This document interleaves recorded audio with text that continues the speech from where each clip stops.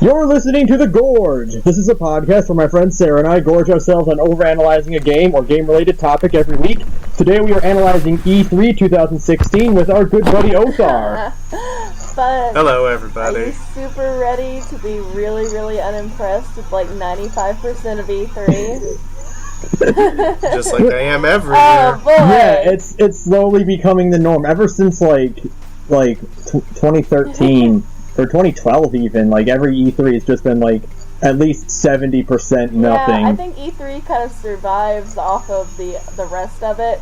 Like, I don't think anything will ever top last year's E3, and it's really all just downhill from here, you know what I mean? Oh yeah, because you can't beat FF7 Remake and Fallout 4 in the same... Yeah. I was still absolutely baffled by how much stuff happened last year. I feel like part of the issue with E3 is that at this point there's enough devs who work on hardware that they focus almost entirely on that for like half their show and nobody gives a shit. Right. Yeah. It's really because I think part of it is that, like, because of the advent of the internet and because how easy it is to get information now, E3 doesn't really need to be here anymore. Yeah. I mean, like, it's the spectacle, of course, is that it's E3. You gotta make your announcements at E3, but it's like, well, dude, you can just post a trailer on YouTube now. You don't gotta wait anymore. Yeah. We got Nintendo Direct for everything. Yeah, like, you can, like, you know, back, like, when like Twilight Princess trailer dropped, that was big shit because there was the only way you could get it was literally downloading a QuickTime file if you wanted to watch it on your computer. It's been so long. Oh my god. I'm just thinking I was 18 when I played Twilight Princess, and now I'm an old woman. I'm old and gray, and it's like the years have not been kind. Okay, so to put it in perspective, like, you remember, like, the Twilight Princess trailer feels recent, right? Kinda. Like, you remember that in recent times. That game has a remake on a console 2 generations apart. Yeah, but everybody's remake happy these days, so I don't know how, you know, I think everybody's making or doing remakes these days because everybody's running out of ideas, but that's another topic for another day. And a lot of the time they don't even wait that long because, like, I mean, it feels like the Spider-Man reboot happened maybe like 3 or 4 years after 3. Right. So it's kind of hard to really say, well, okay, it's been that long enough for a remake. Yeah, well, we're getting the 3rd Spider-Man reboot next year. Oh my god, so. another Spider... So do you think, this is off topic, but whatever, so do you think they're gonna kill Uncle Ben again? No, they're not doing an origin. Oh my god, poor Uncle Ben. His origin was Civil War. Ben. Well, it's funny because, like, if they continue with the de-aging, Uncle Ben would be played by Jason Gordon-Levitt. Oh god, you're not wrong though. It's so sad. It's so weird. Alright, well, we got some stuff to cover. You actually got notes. You always do. I watched as much as I could and as much as I cared about for E3. So we're going to cover the things I wrote down, starting with the 3 bullet points I wrote for EA. The EA went first. The 3 things that I thought of at note were first was that Snoop Dogg was literally just smoking a joint on camera, which is the funniest thing in the world. Welcome to the West Coast, buddies. Snoop Dogg is my hero, man. Just for that. I think he was just playing Call of Duty on the booth and just smoking pot right there. God bless him though. Just like you keep doing you, Snoop Dogg or Snoop Lion or whatever the hell your name is these days. He's back to Snoop Dogg, by the way. Is he back to Snoop Dogg? I'm so out of touch with. I'm out of touch with the kids. He can do whatever he wants, man. You know. Yeah, he's earned the right to just do whatever. Okay, the next bullet point is something I think we're actually a little bit of note is that, hey, Andromeda is still coming out. Remember Andromeda? Mass Effect 4 Andromeda? Yeah. Yeah, it's happening. It's still happening. Didn't you enjoy all the gameplay? Oh. There was none. Have either of you actually seen the leak that came out like a week before that? No. It's nothing either, but it's like 45 seconds more, like actually getting to see the UI. Oh my god, there's a UI? Yeah. Oh my god, stop the presses. Mass Effect Andromeda has a UI. Yeah. Mass Effect is the video game. What? And I will say, hey, it looks great. I mean, it looks pretty, absolutely. So did Dragon Age, though. God. Yeah, they bumped up those visuals. God. That Asari looks really good. Yeah. Like, she looks really cool. Yeah, so that's... There's so nothing to even talk about. It's nothing to... It's just like, well, there's a spaceship and... The Mako's back. And some Asari, and your character's name is officially Ryder, and that's literally it.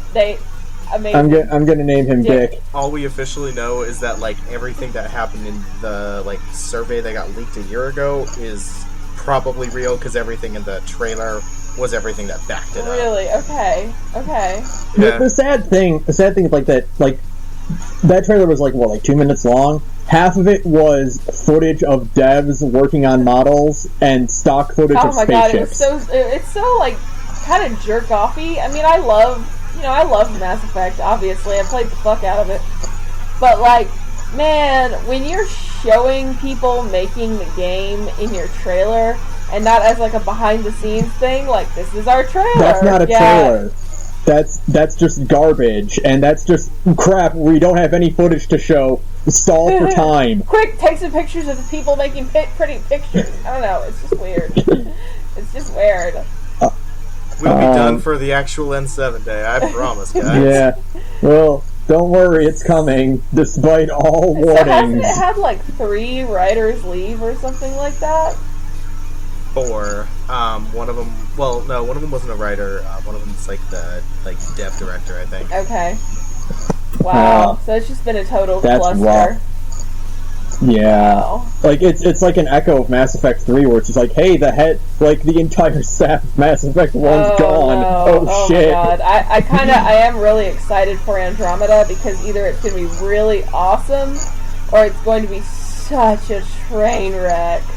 And I can already tell it's probably going to be something of a train wreck because, like, the Asari magically had eyebrows after, like, 3 weeks and going out of their way to explain that they don't have hair. So, the weird thing about it is, like, I just saw, like, a screenshot of the Asari, like, just, like, out of context of the trailer. Looking at her, like, in a still frame, it looks like... Oh my god. It looks like someone, like, took an Asari from Mass Effect 3 and photoshopped a real person's face on there. Like, have you ever seen the picture of someone drew a male Asari, but all they did is they just photoshopped Aziz Ansari's face over it to make Aziz and Asari, and that's what she looks like. You're not wrong, though. Like, it's so, like, creepy, uncanny valley. Like, it doesn't look right, you know? She looks like that one blonde girl in Dragon Age Inquisition whose name I can't remember. I think it's Sara. Sarah, yeah. Is it Sara? She just looks like Sara with like a head sculpt on, like a Star Trek like rubber forehead. Yeah. Latex foreheadian. Yeah. Oh my god. And then so speaking of Mass Effect, the only other thing of note at EA was FIFA's story mode having dialogue options. Oh my god. Are you going to be a renegade soccer player? Renegade interrupt to headbutt someone on the field. Okay, but no. If you add up all of the time for like all of the like things that EA conferenced, FIFA's story mode got more time than almost every single one of their other projects except for the Star Wars one. Oh my god! Oh my god! I'm actually although I will say it paid off for EA, because now I'm like, should I get FIFA? That could be interesting. I mean, it could be total garbage, but I'm also like, should I play FIFA? Renegade interrupt to fake an injury on the field. Yes! That's such an awesome idea! Oh no, a guy bumped into you. Press R2 to just flop on the ground. That's so awesome. No, that's an amazing idea. Oh my god. So, like, depending on your renegade bar or whatever, certain players won't even talk to you or give you... Sounds amazing. Holy crap. It really feels like, I don't know if you guys saw this, but the NBA 2K15 story mode, which was a movie directed by Spike Lee. What? Yeah. So in NBA 2K15, there's a story mode, and it is, and I quote, a Spike Lee joint. Oh no. Where you play as a basketball player and you go through a Spike Lee movie. God.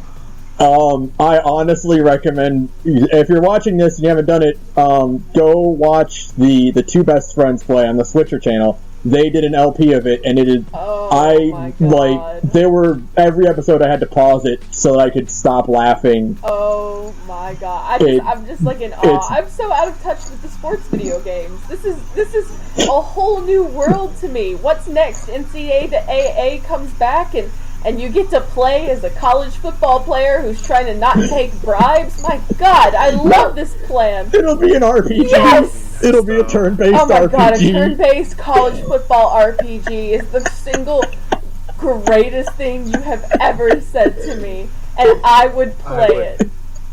Yeah, I really would. Especially if they had, like, different story modes depending on which division, like a Pac-12 versus, God, what was it? The new one that just came out, like, the last couple of years. God. Oh, God, I don't remember right now. It's Pac-12, the ACC, the Big Ten. Yeah. The SEC, obviously, I know that one. Oh, yeah. Of course, SEC. I can't remember, but that would be amazing, right? Like a different... I would buy that. I don't like football at all, and I would buy the football JRPG. Oh my God, that would be incredible. Okay. Would it just play, like, Shut Up and Jam Gaiden? Yes! Yes! It would be exactly like that. Greatest game! I just feel like dogs and college players work along the same rules where they just sort of do things arbitrarily. Absolutely! Oh my God, that's the greatest idea ever. Could you just imagine? Oh man, make it happen, fund it. Just imagine like NFL like 2017 opening with warning: the following game is canon.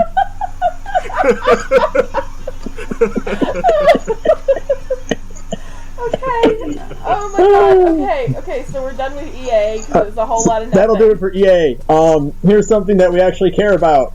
Bethesda put out a whole bunch of crap. Bethesda's doing a whole bunch of crap, and they managed to make a whole bunch of people angry with their DLC.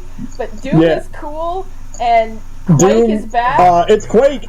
Quake is back. I can't believe Quake is back. Of course, Quake is back. Yeah, hey, Doom's back. Oh, that's cool. Fallout's back. Okay, that's really cool. Quake's back. Fuck you. You motherfucker.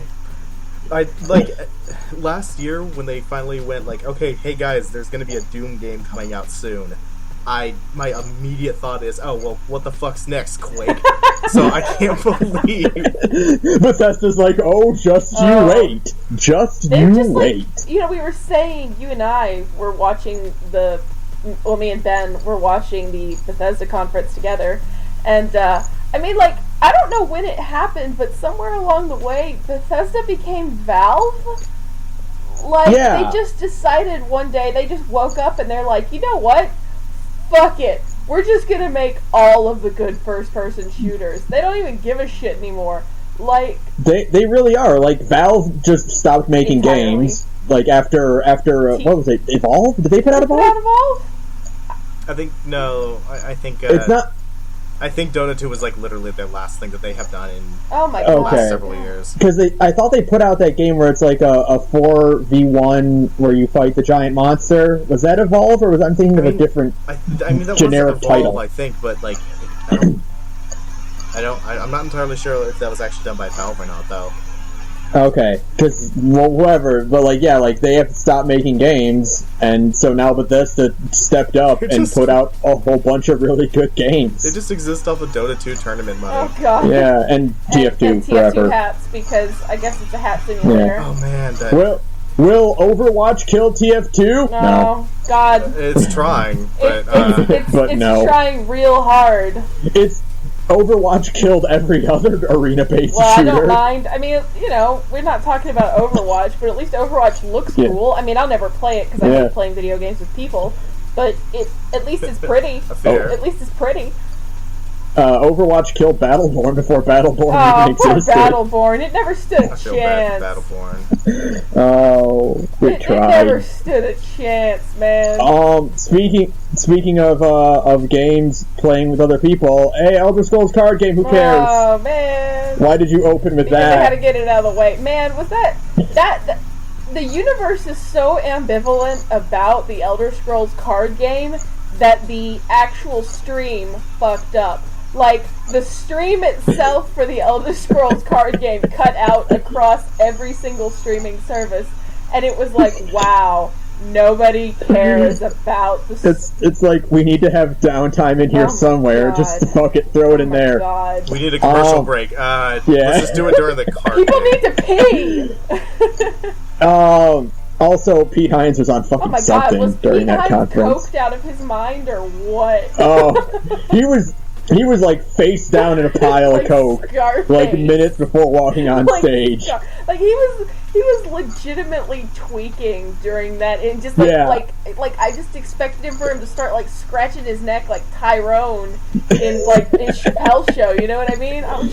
Rubbing his nose. So hey guys, follow DLC. You guys want to go do some blow? Do you want to do some blow? Oh my god, I love blow. I have all this blow in the back green room. Speaking of fall, man, want to do some jet? Like he did legitimately look like he was tweaking on something, and I don't know. Yeah. I don't know, because he's like a PR guy. You think he'd be used to talking in front of several thousand people, but maybe it's because Bethesda was late, wasn't it? If I remember right, it was like... Yeah, it was like 20 minutes late, yeah. Yeah, it was like a significant chunk late, which I didn't really think too much of, but yeah, maybe because I would have freaked the fuck out if I was supposed to go on stage and there was some kind of maintenance issue that prevented me from getting up on there when I was supposed to. Oh no. Yeah, like on especially like on E3 where everything's dependent on making sure. Like remember last year the Uncharted 4 trailer just didn't go. Oh no. it was like 5 minutes of Nathan Drake just standing there because the game didn't go. Oh no, I never heard about that. Are you serious? Yeah, because it opens and it shows the opening sweep and it's Nathan Drake in the city and he's just standing there, God. Not doing anything. And they're like, oh my God, what do we do? Oh. So yeah, but so yeah, he also the Fallout 4 DLCs. There's 3 more packs coming. Well, one's out already. Rube Goldberg machines all over.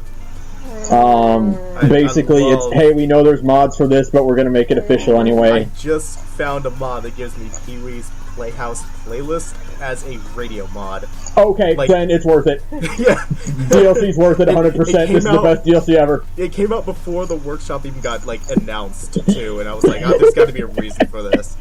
Somebody leaked it. I'm so ambivalent about. We had a very long conversation. Yeah. About this. I love, you two especially know, there's probably nobody else on planet Earth who loves workshopping more than my dumbass. You've built 15 settlements, up to actual city levels? I have, and I have a 400-hour Fallout 4 save that is at least 70% settlement building. So does it take 5 minutes to start out just because it's trying to load and forgot that you're not supposed to load that many cells at once and then remember their settlement and just got scared? No, dear, you don't understand. My Hangman's Alley, I actually cannot fast travel to it or the game will crash. Oh my god, that's so good. I know. But it looks really cool. Really good. The Imgur album you created is worth it. One of these days I'll show you guys the marina that I did. It's just a shanty town with a million fucking chunk houses. I love it. Oh, I love awesome. it. And my sanctuary, I literally drop frames when you walk through it. So so when I say I'm obsessed, I love building. But even I am are you seriously telling me that 50% of the DLC that we got for Fallout 4 is building related? I spent $30 on that season. It is a little upsetting that we only get like 2 like really big like location based ones. Where is my Enclave Moon DLC? Where? I want to go to the moon. I want to go to the moon fucking epilogue on jetpacks to fight the Enclave. Yeah, and where's my fucking epilogue DLC that we got with everything else? Oh, I'm so salty. I mean, we would probably have to record a whole there's not enough water. When Nuka World comes out, we'll do another Fallout forecast on that one for sure. There's not enough water in the world to quench the thirst that comes from how salty I am, you guys.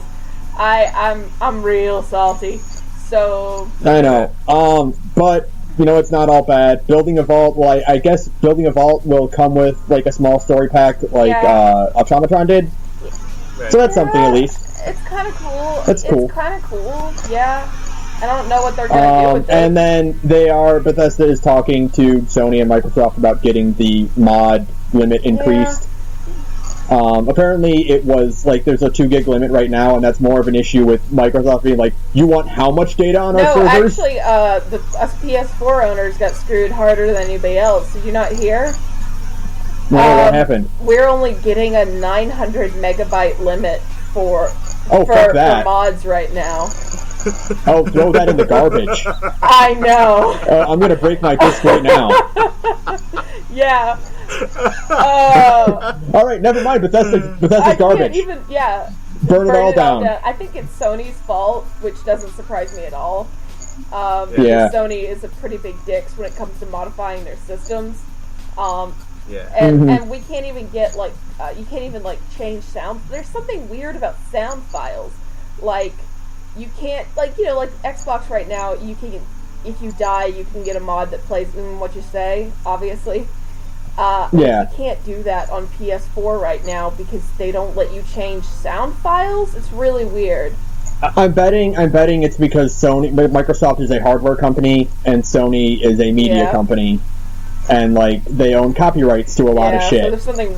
Whereas Microsoft's like, I don't care. So there's something weird going on with the sound issue, and the fact that we're only getting 900 megs for that's not even half what Microsoft gets. Wow, for once Microsoft comes out on top. I know, right? This means you can't even download more than 1 mod in most cases. I'm really sorry. Actually, no. If you go check out the Bethesda's mod thing, most of them are actually pretty small. The biggest one I've ever seen is 2 or 3 mega, or I think the biggest one I've ever seen is a whole location. It was 200 megs, which I mean is still that's still a lot. The simple things like new hair and weapons and stuff like that. Those all clock out in kilobytes. 1 meg. It's batch files. Yeah, or 1 meg. It's still a lot. My Xbox is still my X360 is still a 20 gig console, and I managed to make do. But that's still bullshit. It's still complete bullshit. I would still want more. Yeah, obviously, and hopefully they'll work that out in the future. God willing. They'll rearrange that and get that taken care of. Hopefully. But better news. Hey, remastered Skyrim looks really cool, and they're being released to PC players. Yeah, I mean that is pretty cool. It's new water. It's pretty cool. They're like, if you own it on PC and you have all the DLC, it is for free because you probably already have mods for it. Pretty cool. It looks worse than how my Skyrim looks modded. I'm sorry to say. You motherfucker, your fancy PC. Oathar, you and your PC, I'm so good for you.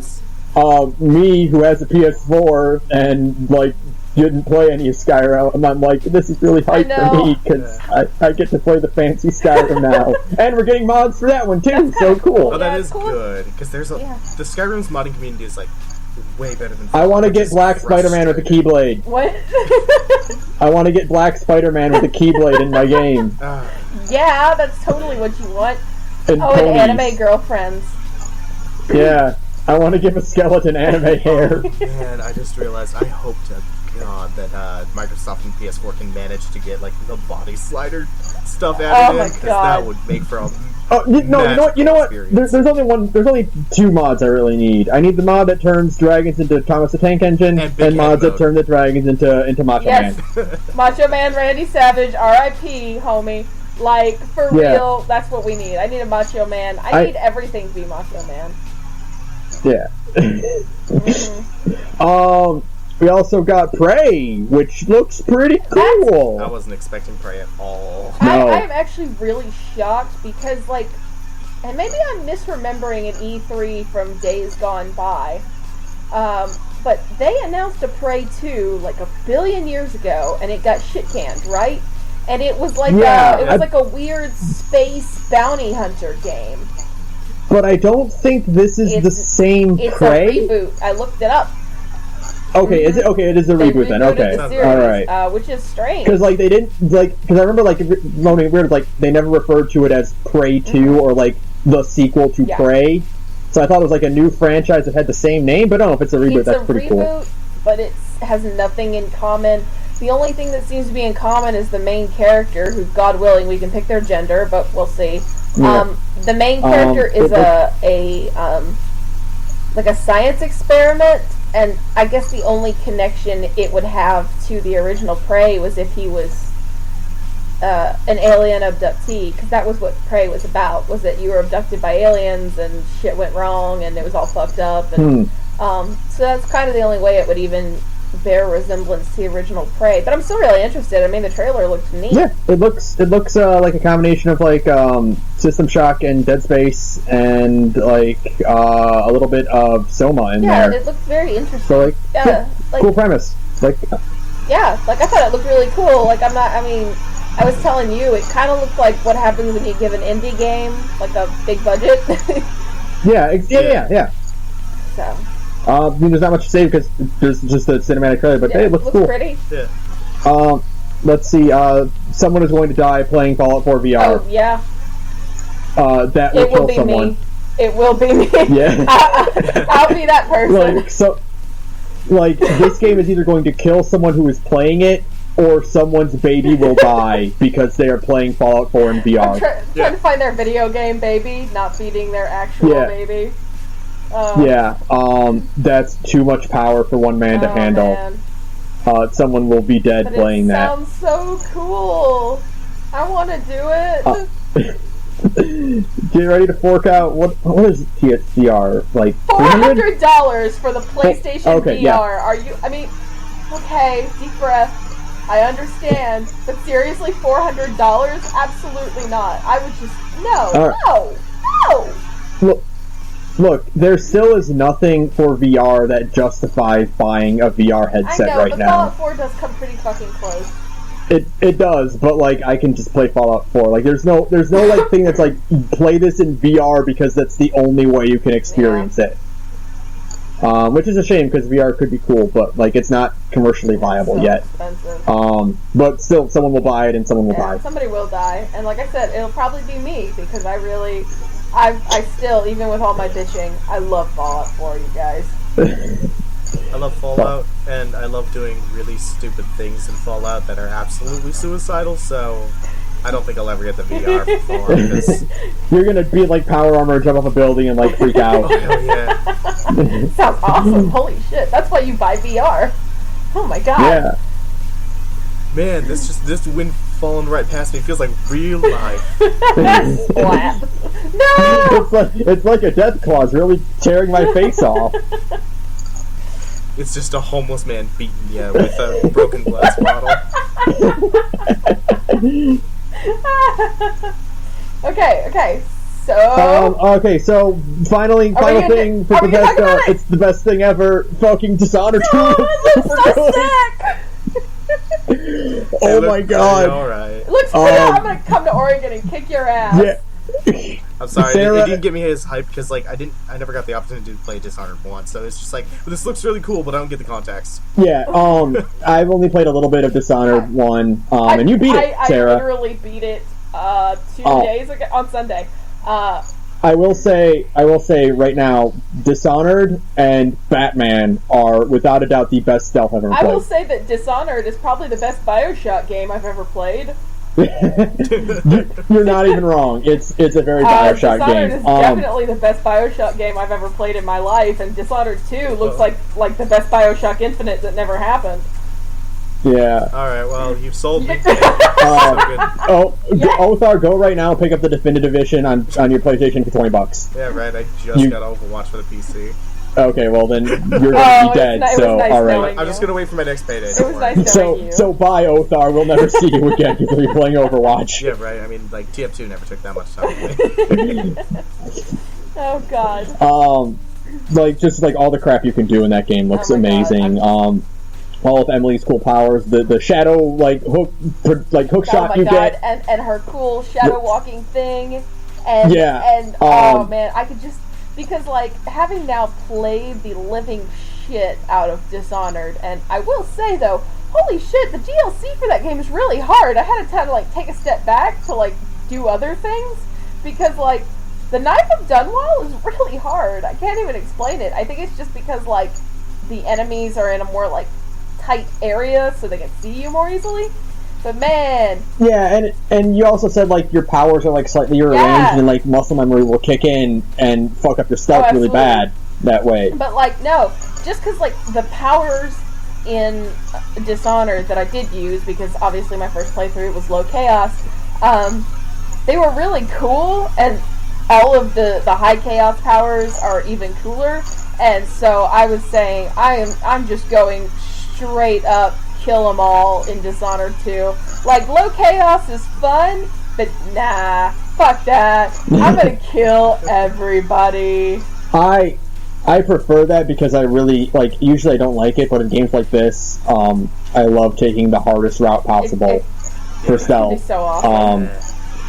Because, like, yeah, I could just kill everyone really easily, but, like, no, man, I want to be like, oh, shit, I've been stalking this guy for 5 minutes. What's the best time to kill him? I have such a low patience. Like, my patience, I was telling you the other night, like, when I play stealth games, I just kind of, like, make it up as I go, which is kind of how I do everything, really. So I won't really follow people for that long. I'm just like, hey, let's do it and see what happens, and usually it ends in disaster and reloading saves, but you know, it's fun. So yeah. As long as you're having fun. I'm having a lot of fun. You dumb caveman. That's how I got through like Arkham City. I just kind of like stuck up on top like a gargoyle, waited for like 2 minutes, and then just jumped in and beat up his head. So here's a hint to all the thugs in Gotham and to all of the guards and henchmen in Dunwall. Look up.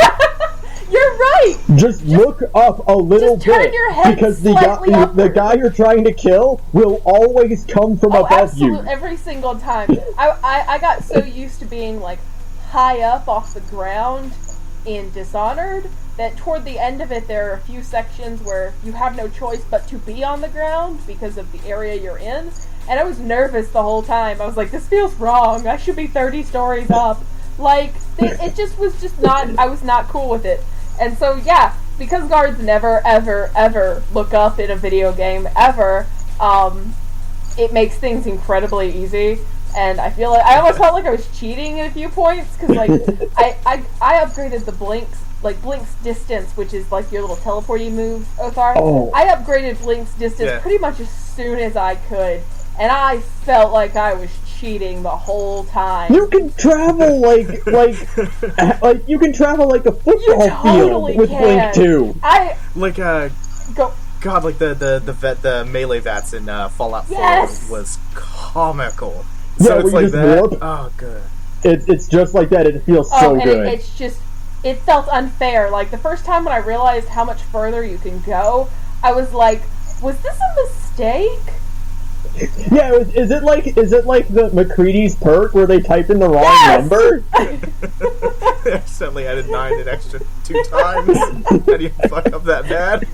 I was so sad when they patched that, you guys. I was like writing sad notes in my diary, like, dear diary, today McCready broke up with me. Today they fixed kill shot and my life was never the same. I mean, I didn't even realize it was glitched. I just thought I was finally, like, getting what I deserved, you know? Like, I thought, like, man, I spent the first 20 hours of this game getting my ass handed to me by literally every single thing in the Commonwealth. You know what? I do deserve this. I do. And then Bethesda was like, sorry, we fucked up. No, you don't. Oh, man. You don't deserve anything. It's so sad. Except for remastered Skyrim and an Elder Scrolls card game. You deserve more that. building shit. Yeah, Dishonored 2 though is like obviously the star of Bethesda's conference. They really put in the work to show you all the cool shit. So good. Oh, it looks beautiful. This game, aesthetic. The fucking, like, I was telling my coworkers after the day, I'm like, dude, the fucking, like, the manor you go into where you warp between time. Yes. Oh my god! Oh my god! What a cool concept! Where you're just like casually time traveling inside of this weird mansion. Where you can stealth a guy and then warp to the future and watch his buddy freak out over his friend just dying. So cool. It's so cool. I'm so ready for Dishonored 2. Oh my god. And they pulled another Fallout 4. That shit's coming in November. And it's gonna be awesome. You will not see my ass. Because, God willing, it will be slightly longer than Dishonored 1, because it's really short. Yeah. God willing, please make it just a little bit longer than Dishonored 1. But it'll be so worth it. You won't see my ass for days. Oh, man, I cannot wait. Like, I'm so excited. Alright, so next? That would take care of Bethesda. Microsoft put out a conference. Did it really? I know. Did it really? Yeah, despite all odds. You sure? They announced the Xbox 1.5 or the Xbox S, which is, there was a rumor going around a while ago that like modern consoles would release incremental updates to their hardware in the form of like slightly stepped up consoles. I guess that's true now. Yeah, they announced that 4K system or something, right? Yeah, Xbox, like the PS4.5 or whatever. Yeah. They learned that Nintendo did really well whenever it did a Game Boy update. Yeah. But no one wants an Xbox anyway, so who nobody cares? wants an Xbox One at all. Microsoft beat everyone out of the gate, well, except for Nintendo. They beat out Sony. The new console coming out will be called the Scorpio, which will be after the Xbox 1.5. So that's codenamed the Scorpio. But it's not really like a true update. It's not like not a whole new system. It's just like a... Well, no, there's the 1.5 and then there's the Scorpio. Right. Unless I'm reading this wrong. But I don't think the Scorpio is like a real... It's not like an Xbox 2. You know what I mean? Oh, okay. Oh, it'll just be another console? It's kind of like that new 3DS. Oh, okay. Where it can where it can play Xbox One games, but can also play like Xbox fancy games, I guess. Okay. Yeah. I think I'd need to go read it, and I'm too lazy to get up and do that. So just there was an article on there, and I didn't really care that much because I don't want an Xbox.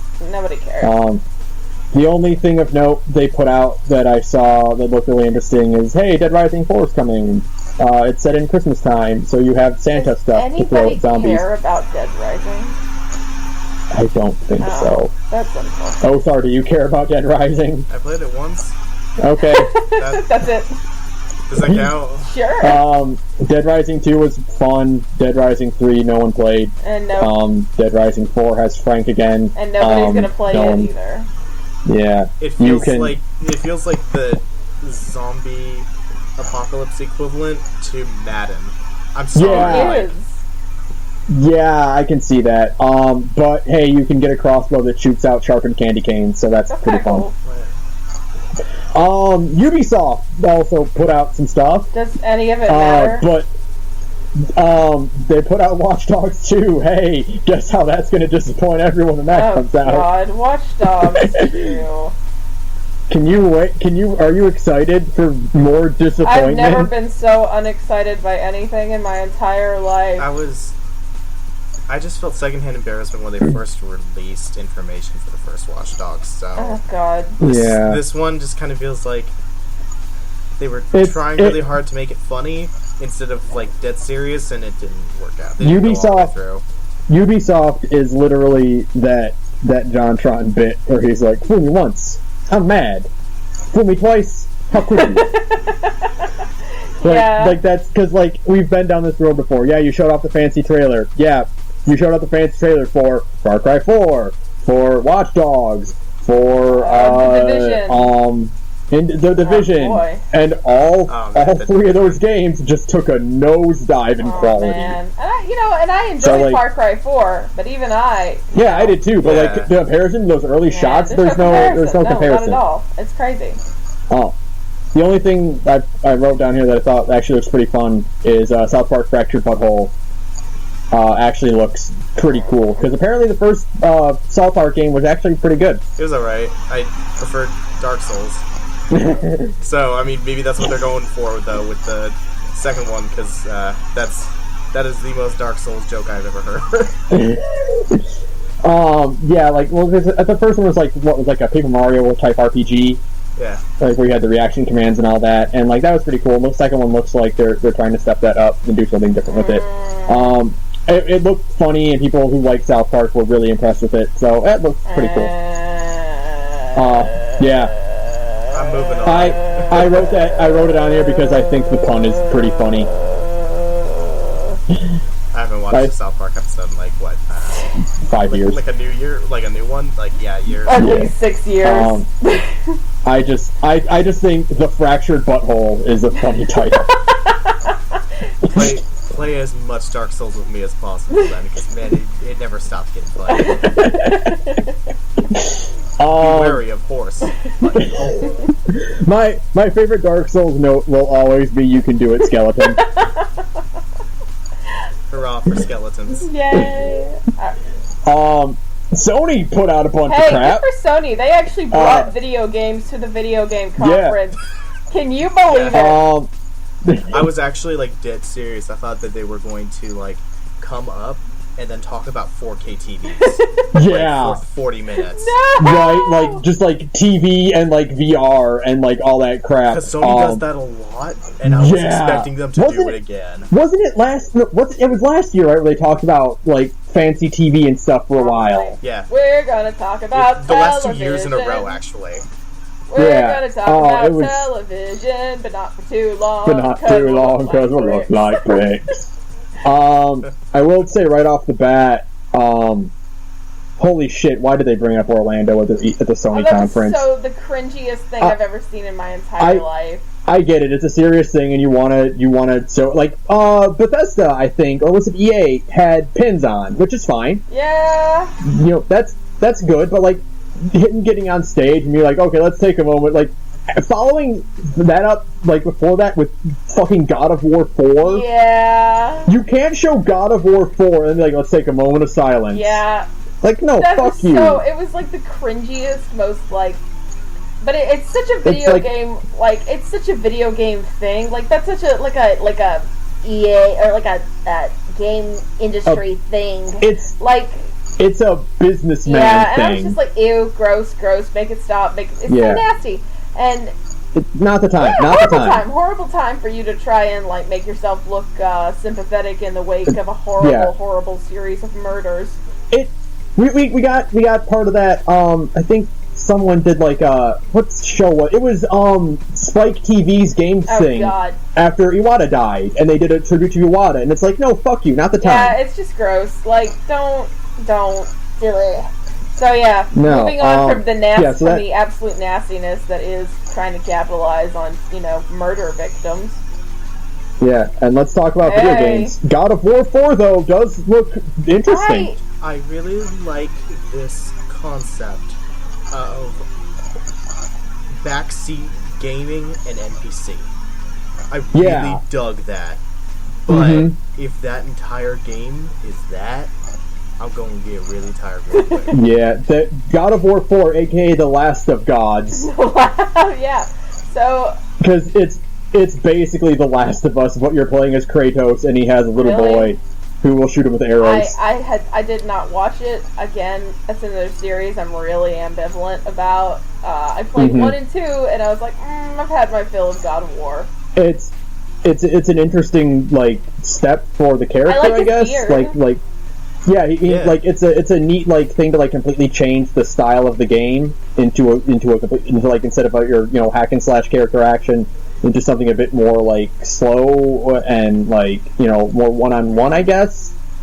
But if it's all about escorting little boy around and guiding him to shoot arrows, like, blah. You know what looks like No, a better I'm not. version of the God of War 4? Zero Dawn Horizon. What's that? Oh, thank God you holy said that shit. instead of Bioshock Infinite.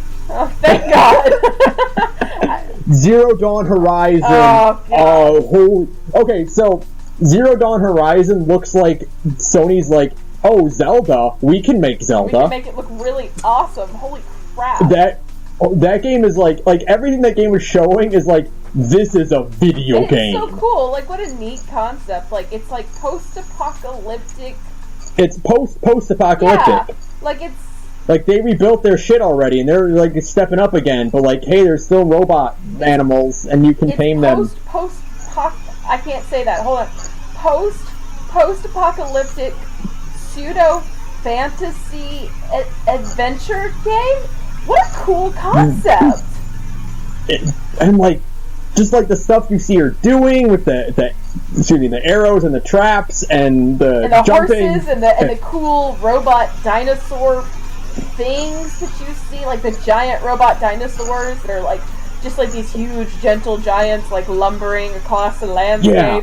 And you're like, oh man, you can like hear the Jurassic Park music playing in the back of your head. Holy fucking shit. Fucking dinosaurs. Oh my god. Yeah. What You guys are talking the like fuck? Jurassic Park, but like, and I agree with you, but like just hearing the narration, the first thing I think of is, man, I really wish Nausicaa had a video. It is a Nausicaa. I would love a design. It's a Nausicaa game, though, isn't it? I mean, it kind of is like a total Nausicaa. Does she even kind of look the part? Yeah.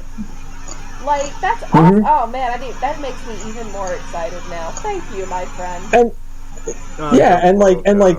just like hearing her have all those little contextual dialogue lines is really cool. Like, it gives her a personality beyond, generic silent protagonist. And man, I think the whole slowing down time to pick your weapons thing is such a teeny tiny detail, but it's really, really cool. Yeah. It's not stopping it entirely, but like it's giving you like it's like halves it so you have enough time to pick, but like it's still like, hey, shit's still happening. It's really cool to me. I think that's I don't know, I just think that's such a cool way to keep the action going, but still give you time to just know what you're doing.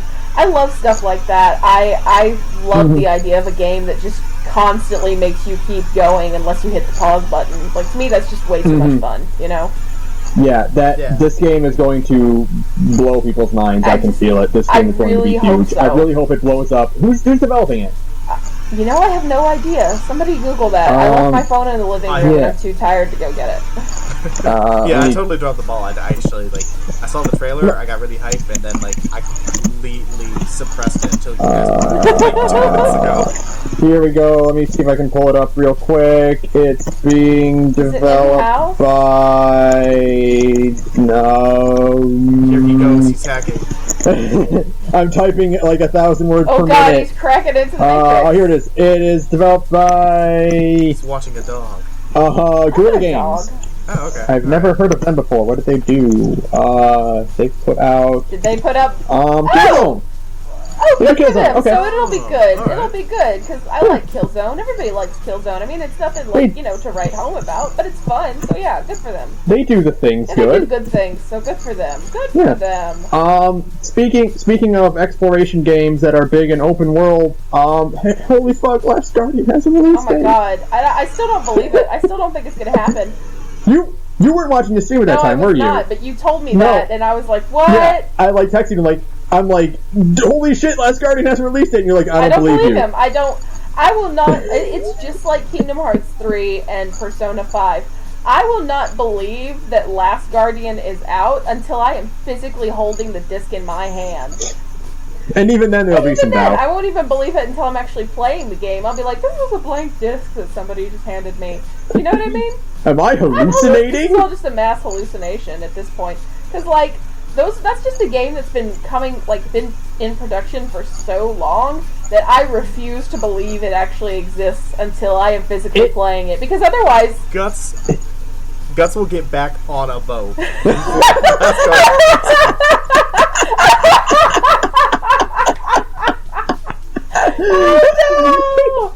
not the boat! Okay.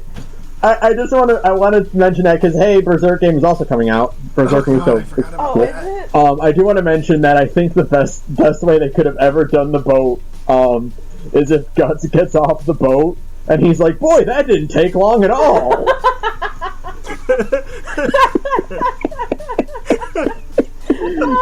So is Miura still playing like anime dating games? Is that why Yes. he's not putting out chapters of Berserk? Because he's making Yeah, I think he's too busy with visual novels and like. I think there's going to be like an Idolmaster like cross thing with the Berserk Muso game. No.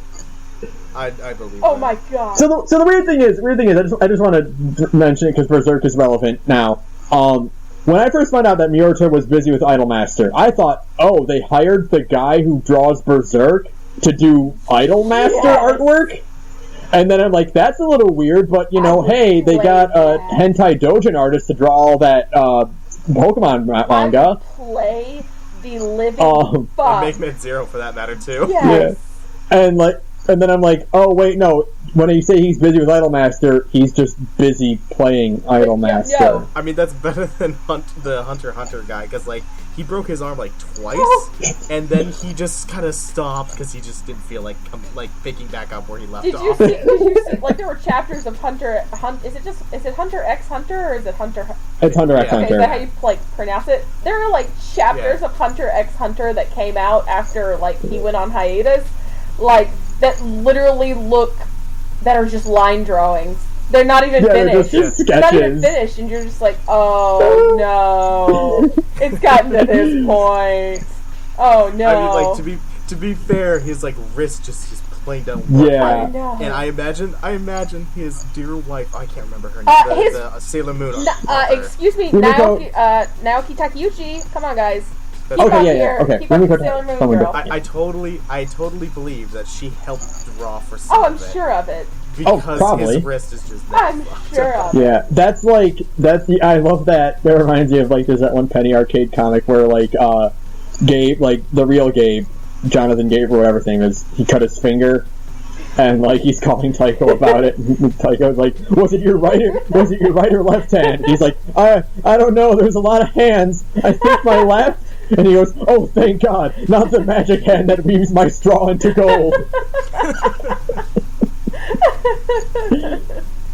Oh, God. But how did we end up talking about Berserk? Because Last Guardian's coming out, and you don't believe it's coming out. I still don't. Just like I don't believe that Persona 5 is coming out, and I don't believe that Kingdom Hearts... It'll be delayed again. And I don't believe that Kingdom Hearts 3 is ever coming out. Come on, guys. They are conspiracies. Hey, Sarah, get ready for Persona 5 in 2014!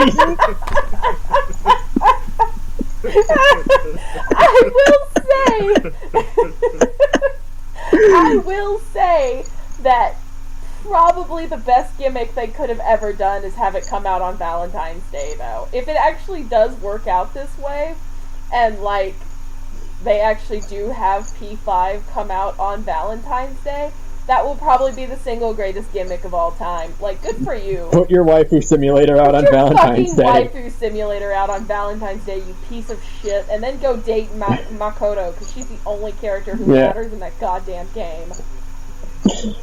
I like Sakura. Makoto is my goddamn waifu. She's flawless. She is pretty cool. I like all the characters I've seen so far, including the cat. Especially the cat. Yeah. Fuck you, Teddy haters. The cat's awesome. Amazing. What else do we got? Days Gone, aka The Last of Us 2. Yeah, Days Gone, that game that I just, good for it. Yeah, you know what? Seeing all those enemies on screen, cool. That's pretty cool. That's a lot of models on screen at one time. That was pretty cool. I'll give them that. Wait for it to be cut in half when the game comes out. Absolutely. It's not even going to even be remotely that populated. No. It'll be crap. But, like, hey, it looks pretty cool right now. Like, it's hey, you know what? Whatever. It looks solidly put together, and people are excited about it. Yeah. That's the real news. That's the real news. Is that Days Gone is put out by the same studio that put out Bubsy 3D. Which is definitely the greatest piece of news out of E3, period. Although I will say very impressive, to be honest. Well, honestly, I was telling Ben, probably the craziest part of all of this is that I didn't know that they put out Bubsy 3D and then they put out Siphon Filter. Like, I thought Bubsy 3D killed that studio, but no. That was their, you'd think it would have. But that was their first game, and then they put out Siphon Filter. And if you've never played Siphon Filter, it's pretty dang good. Like, 2 is really, really, really good. I mean, did you see the Twitter post that was like, "Be careful who you insult in middle school," and it showed Bubsy 3D, and then it showed Days oh my god, it's perfect. Yeah. Oh no. So what else happened with Sony? What else was there at Sony? I feel like I'm missing something. They put out Detroit. Remember when your choices won't fucking matter at all? Okay, so the most bullshit thing ever, like, holy fuck, does David Cage have his head up his own ass or what?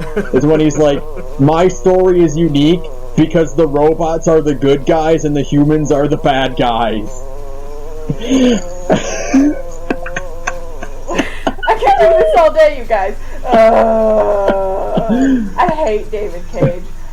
I hate David. You hate him. He's making a game about my city. I know, and I'm really sorry about that. I love Detroit. I've been to Detroit to see your city, and it is kind of a post-apocalyptic nightmare, but it's a nice post-apocalyptic nightmare. We don't deserve this. We have RoboCop. You don't deserve this. Detroit never deserved this. Not David Cage. Nobody. Detroit literally didn't ask for this.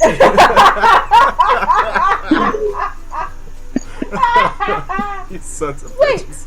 a second. Stop the podcast. They did not. Was Human Revolution at E3? Was? I think it was like one of those, like, well, I think we already saw the trailer they put out at E3. I think it was the same trailer. It was one of those, like, hey, also, this is here. Like, it wasn't a big major thing. I was about to be like, what? Where's my Human Revolution, y'all? But, yeah, like, Mankind Divided, I think, was there, but not as a thing. Mankind Divided, not Human Revolution. Whatever. Yeah. I'm tired. Deus Ex is coming. The point is Adam Jensen's beautiful ass is somehow not dead. Yeah. The real better Detroit is going to come out. You will play as the Robot Man and punch things. That's all that matters. But no, the point of all of this is I hate David Cage. Oh my god, he's such a fucking asshole. What a complete pretentious douchebag. And you know what the worst part is, you guys? You know what the worst part about Detroit is? Is it that we're going to have a creepy sex scene with the robot? Okay, what's the worst part? Guessing. Is it that they're going to show a thing where they already showed it where the robots have to get in the back of the bus? The worst part is that our horrific Mass Effect RPG will never be recognized, but that will.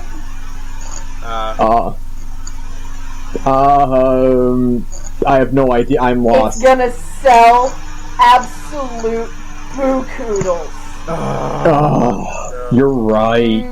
Because fucking Beyond Two Souls sold 1 million copies. Did it? Yes, it did. That's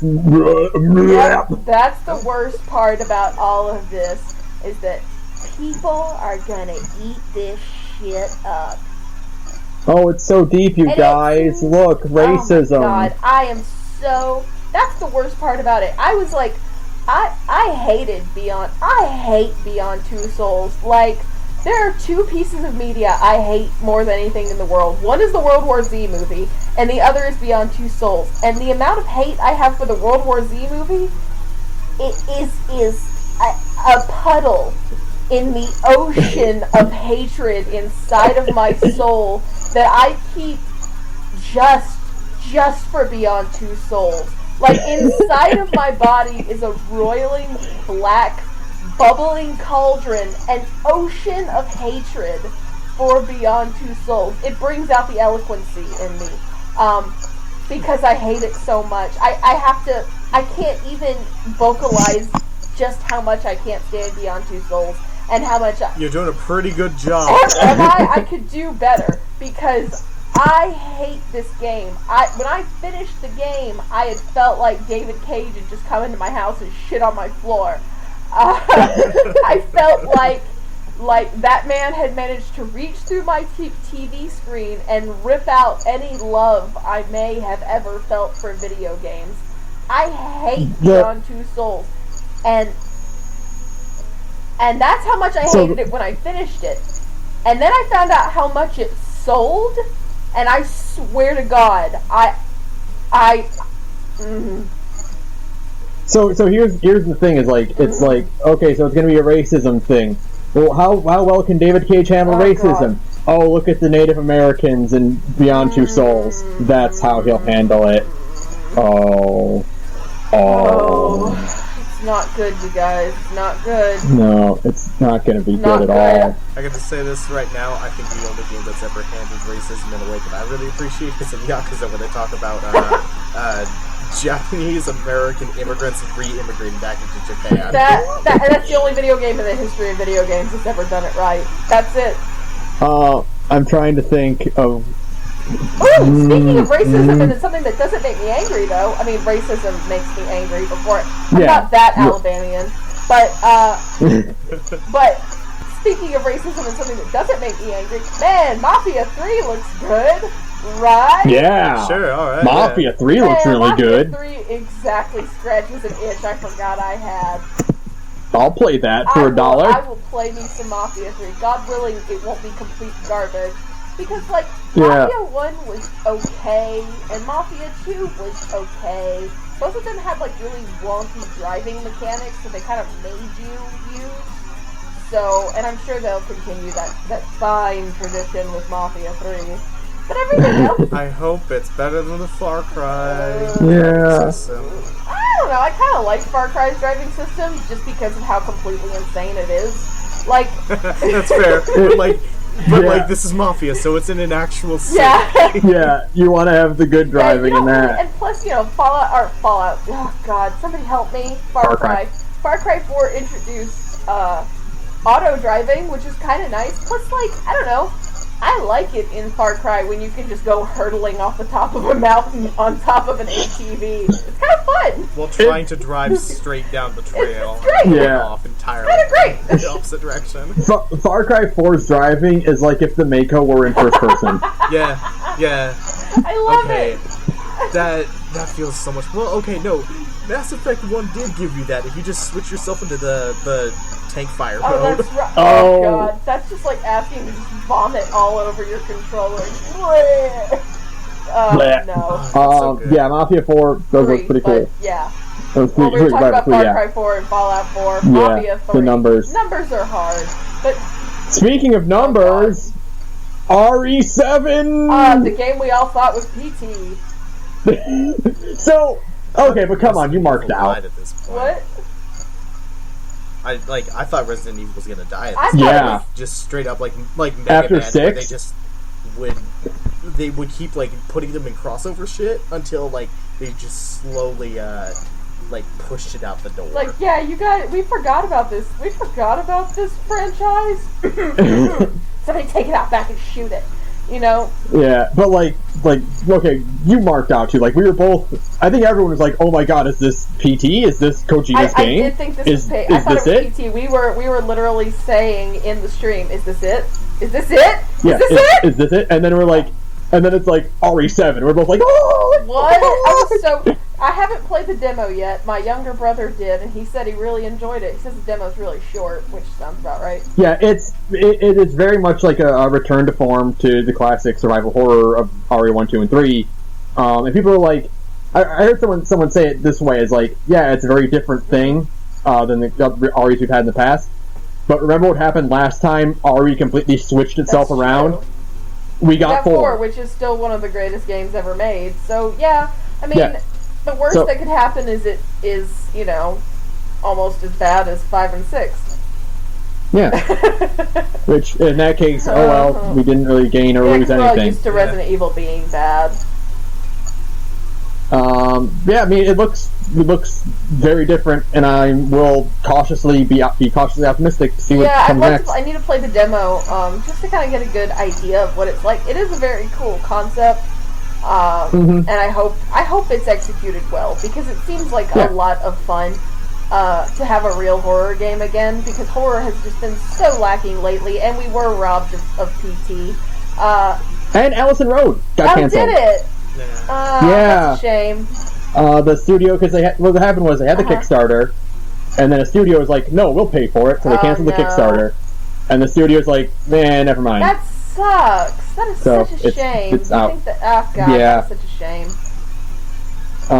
What else do we got? Speaking of franchises coming back from the dead, Crash is back. Interesting.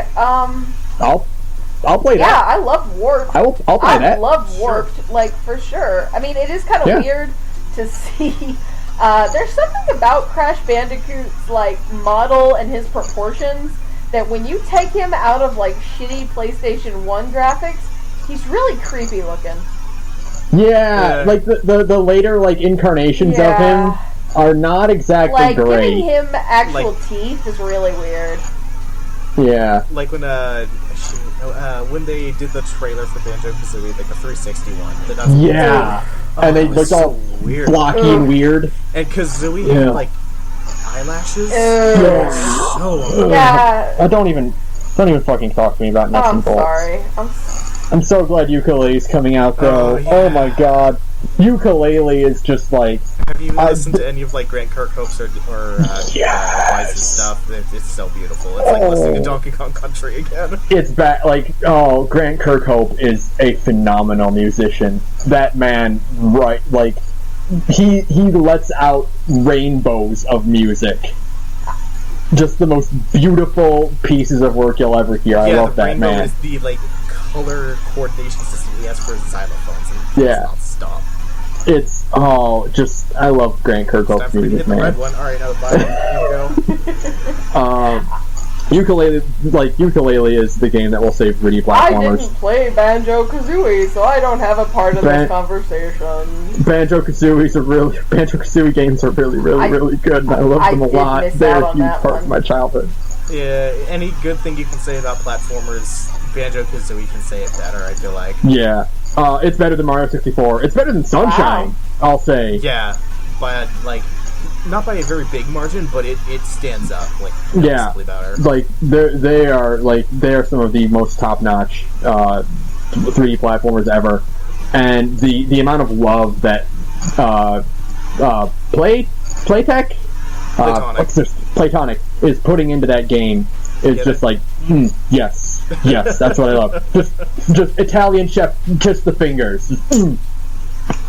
Oh, it looks great. And yeah, Crash being back though is I'll pick that up. I like Crash 1, 2, and 3. So hey, can we talk about Death Stranding now? Yep, that's next on the list. Oh my god, I'm so excited. Oh my god, what the fuck is going on in the Death Stranding trailer? I love it. None of it makes any sense. Did Norman Reedus have a baby? Norman Reedus and his magical fetus? Who knows? No, it's Norman Reedus and the funky fetus. I love it. I don't know what's going on in that trailer. Why are there people? I love that Kojima himself retweeted that. But like, why are there people floating in the sky? Why are there dead things everywhere? Why is there a baby? That's not a C-section scar. That looks like a seppuku scar. What the hell is going on? Yeah. Why is Norman Reedus so fucking buff? Because I know he's not actually that muscular in real life. He's pretty muscular, dude. If you watch The Walking Dead, he's not that swole. Come on, brah. Like, I don't know. He doesn't wear sleeves. He's got some arms. He does not have those kind of arms though. But like, man. I love Death Stranding. I don't know anything about this game, and I'm just like... I cannot wait to see whatever the fuck this game is going to be. I can't wait for the 5-month boss battle. I know, right? Like, this is code... Like, okay, so usually, like, you see, like, without restrictions, an artist can't really blossom. You know, George Lucas. Without restrictions, made the prequels, and they were terrible. God, so horrible. Without restrictions is more with Kojima. It's more like without restrictions is like removing the power limiters. Like he's like Kenpachi from Bleach, taking off his eye patch and using both hands. Not till I shift into maximum overdrive. Like, I'm just so ready. For all of this is Kojima taking off the weighted clothing. It's that part in Naruto where Rock Lee takes off his weighted wrist and his ankle things and he fights Sara. That's what's going on. Okay? Like is going to be so fucking insane. Weeds, by the way. This is the man who wanted to call Metal Gear Solid 2 Metal Gear Solid 3. Yeah. For no reason. I'm so excited for Death Stranding, you guys. What the fuck is this game going to be about? Do you understand how completely stupid and arbitrary this game is going to be? There's gonna be a game manual because Kojima is gonna be like, hide clues in the manual.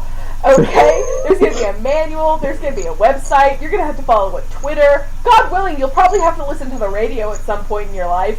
Yeah. Oh, God. You're going to have to, like... You're going to, like, one of the things will be, like, a series of coordinates where you will find a treasure chest containing an 8-track that will give you clues to how to play the game. It's gonna be amazing. That is everything I want in a video game. I want Kojima to make the most arbitrary and like esoteric piece of shit ever, and I want him to just hand it to the world on a silver platter and be like, I'm not telling you how any of this fucking shit works. Kojima out. You're going to have to find some way to wire an N64 controller to your PS4 to play it. Oh man. You gotta it'll actually like give you the as soon as you get done with that, it'll give you like the Donkey Kong 64 screen where it's like you're missing the expansion pack. No, it'll boot up Donkey Kong 64 and you have to play that. There's gonna be... It's like a WarioWare game. Oh my god, yes, and you'll have to like... It will make you like go play Metal Gear Solid 5 and go find the reference to Lisa in that, and then you'll have to go get whatever there is in there and take it back to Death Stranding. Just to advance the game. There's gonna be like a thing. We're describing the swap and play stop and swap, system of what you're gonna have to do is like it's going to come with like a secret patch for Metal Gear Solid 5 that will put Norman Reedus in the game.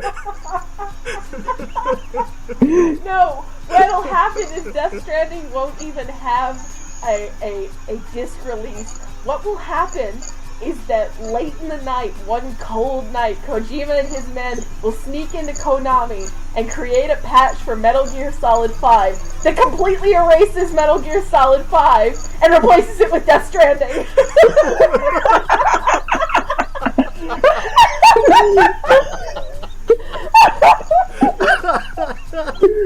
You're gonna have to get like all 5 Metal Gear Solid discs and bring them to an altar to fuse them into Death Stranding. It's Metal Gear Acid 4. What happened to Metal Gear Acid 3? No, he's gonna release it. He's gonna call it Death Stranding 2. I hope so. Oh my god! All of just like. Holy shit, this game just looks completely bananas. And I think the weirdest thing about it is that, like, the only connection we have, like, we can, like, ground ourselves in, is the fact that it's Norman Reedus. That's it. Like, if it was just some guy, like, yeah, like, if it was just, like, a generic actionman, we'd be like, what the fuck is going on? Our grounding point is Norman Reedus. Oh, God. And I told you, but I'll tell you as well, Othar. I actually somehow convinced I have a really ridiculous supervisor at my job, and she does not play video games. She doesn't like video games, but she doesn't understand. She doesn't. Parents just don't understand. She hates video games. They give her anxiety real bad. Okay. And so, but she loves weird shit. She loves weird shit. And so I was like, okay, girl, you have to watch the Death Stranding trailer. And she's like, sign me up. So she goes to watch it, and when she was done, for one, she was mad at me for making her watch this. She's like, this doesn't make any sense! She was super offended.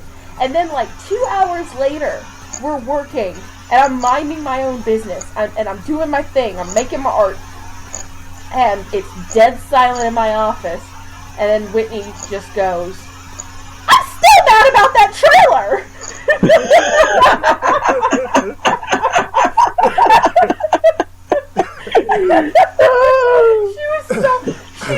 She literally stopped what we were doing hours, and she's like, I don't know what's going on in it. And I was like, neither do we. Like Whitney, it's not a video game thing. No one knows what's going on here. What's happening. The Shaquille O'Neal game, that fucking trailer that came out was less crazy than this shit. So, did you see the thing where I made a post on it, or I copied that thing from 8-Bit Theater where Black Mage is like, this tells me less than nothing. I now know less things than before. And the craziest part of all of this is like, could you imagine being Andrew House in that moment? Could you imagine being Andrew House, who's probably not seen this trailer? Like, I want to believe in my heart and soul that he hasn't seen the Death Stranding trailer yet, because he's not, like, he's just, he's like John Industryman, right? Like, it's not his job to watch the trailers. So, like, he welcomes Kojima to the stage, and he's like, alright, let's watch this trailer. And then, can you just imagine being Andrew House, just standing there in front of... And seeing Kojima's music video? A buck-ass naked Norman Reedus, and a dead baby, and a bunch of dead sea creatures, and some weird shit in the sky, and he's just standing there in front of a crowd of, 1,000 people, and, can you imagine? Have you ever... I can't imagine. I can never imagine that feeling. But I bet you David Letterman can when Sam Baker fucking did a concert on stage. Oh, God. And it's just that... And then but he'd be like, oh my God, they're going to hate this. And then hearing the crowd explode... Oh my God. That level of fear, you will never in your life know the level of fear that Andrew House experienced on the Sony stage that night. There are men who have fallen off of cliffs that know less fear than Andrew House in that moment. Oh God, my studio could burn down because of this. I could get lynched on stage right now in front of a live television audience. Holy shit. Oh God. Oh, and then, anyway, here's Spider-Man. Oh yeah. Yeah, that's the best part. Just imagine being Insomniac and being like, well, I guess we'll follow it up with our game. Oh my God. And I mean, Spider-Man is awesome, and Insomniac... Oh, dude, that game looks super great, cool. But it was so tame in comparison to that fucking mess.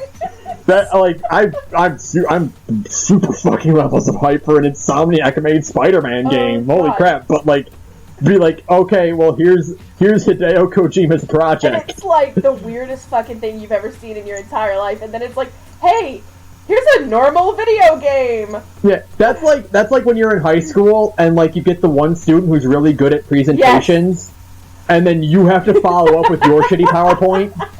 This guy, There's clip art and Comic Sans on your and you're like, the guy before you went out and filmed things live with a camera and showed a video he edited himself, and you just have a pretty decent PowerPoint. Yeah, he's an okay PowerPoint that cites its sources but doesn't really do anything fantastic, and you've got to follow that asshole. You're just well, shit, there goes my grade. Poor Insomniac. How do you tell Insomniac that, at the pre-show, before they do the show? Do you think they told Insomniac, yeah... Hey, you're gonna follow up Kojima. Yeah, sorry guys, you're gonna have to follow up, Kojima? And they were just what? What? Excuse me? Okay, that sure. bad. I mean, they did Metal Gear Solid, right? Those trailers are not that crazy. Yeah, it'll be fine. What's the worst that Kojima can... Oh, no! Oh, no! Oh. Insomniac guys are in the crowd at Sony, and they're just oh no. They were probably losing their shit too, though, to be honest. Drinking. They all just start drinking heavily. They're just holy crap, that looks awesome! Oh my god. I'm so excited for Death Stranding. I am. Yeah, whatever that game ends up being, whether it's a rhythm game or a flight simulator. I hope it's a side-scroll beat-em-up. You're swinging the baby around to do attacks. I hope it's a JRPG, frankly. No, it'll be a squad-based RTS. Oh man, that'd also be great. Oh god. It'll be a cooking sim. Yes, absolutely. Aww. Cooking with Mama and Norman Reedus and the Funky Fetus. Okay, also the fact that Norman Reedus retweeted that picture of Kojima drinking Konami tears. Yes. Oh man, how would you love to be? I would love to be a fly on the wall in Konami's room after that. They were just like, they don't care because they're deep in the pachinko mines. The pachinko mines. They probably watched that and they're like, oh, glad we got out of that. Man, look at all that money we could have made. Shoo. What a boy! Okay. Well, it was at least around the same time, so I am going to count it. I'm not a big fan of Metal Gear Solid. I didn't really play a lot of the games, but I appreciate it for what it is. Quite good, actually. Fuck, I feel the burn seeing remastered pachinko cutscenes for MGS3. Yeah. Holy shit, that is bad just... as like just about anything Mega Man related in Capcom's last 2 years. Can I just, because it was released like a week after, can I just spend like 2 minutes vomiting about Mighty Number 9? Yes, but just because I take off our hat for a minute. Give me 2 seconds. Give me 2 seconds because like, I'm so mad about that pachinko Metal Gear Solid 3. No, I like totally. Metal Gear Solid 3 like a lot. Like I don't talk about it much, but I actually played Metal Gear Solid 3 quite a bit. And I didn't play 4, and I only really kind of watched other people play 1 and 2. But something about 3 just kind of like stuck with me. I don't know. I just really like the setting and the characters, and I love the boss because she is fucking awesome. And so like I didn't play any of them, but like I feel it. It was awful. That is disgusting. It no honor. I award you no. I'm crying right now. I am. Like and they look so good too. That's the worst part. Oh, I could just cry. We don't deserve it. We don't deserve it. No, that's not fair. That's so now unfair. You can talk about Mighty Number 9 because we're also talking about unfairness. Holy fuck! It won't be long. It's okay. We gotta solve for time while I try and stop. Okay, so most probably don't know this. Mega Man X is one of my favorite video games of all time. I know that game like the back of my hand. Like back and forth, front and center. I know everything about that game, where everything is located. I've played it thousands and thousands of times. I love that game to death. Mighty Number 9 is half of what Mega Man X is. Yeah. Oh my god! Like the first level alone is basically the same level as Mega Man X1, but it's so watered down. It's just a straight line. The enemy placement's all broken. It doesn't feel good to fire at enemies. The dash doesn't feel safe. The only cool thing about it is that you can do multiple dashes in midair, which is pretty cool. But like beyond that, it's just like it doesn't feel good at all. I played one other level besides the intro level, and it's just a straight line. It's just a straight line. Like Mega Man X has tons of vertical scaling and platforming and all this stuff. It's just sloping. That was like the best part about X. Yeah, exactly. The sloping and the wall jumping and all that. There's no wall jumping. Beck can grab ledges and pull himself up. So there's like fake wall jumping, but it's just like and the enemy placement is so wonky and messed up. Enemies will spawn like in your path. Like right where you're like destined to go, an enemy will just teleport in. Yeah. There's no way to predict where it's going to happen. There's the level I played. There's like a part where like the bombs are going off, so like big concrete pillars are falling from the background into the foreground. That will insta kill you, which is bullshit. Right. You have to traverse those while cannons in the background are shooting fireballs that rain down on you, and you have to hop on collapsing platforms. It's the most bullshit I've ever seen. It's ridiculous. It's either bullshit or it's boring. Oh, that's the worst. That's almost worse. Here's how I feel about all of this. Starting about a year ago, when I initially put like I think $15 to $20 in, way back when it first came out, like the Kickstarter started, and I was like, well, okay, I'll do this for Infinite, because like, man, he had a heart attack as a CEO and then got fired. Oh, that's ridiculous. That's cold. You know? Yeah. I felt bad for the dude, so I knew he wasn't like that good of a developer because he's programming Mega Man for like 4. So like when Mega Man started getting like really good, and when X came out, like that wasn't really his ingenuity, you know? Yeah. So like I wasn't really expecting any more than like well, maybe it's just a fun Mega Man clone.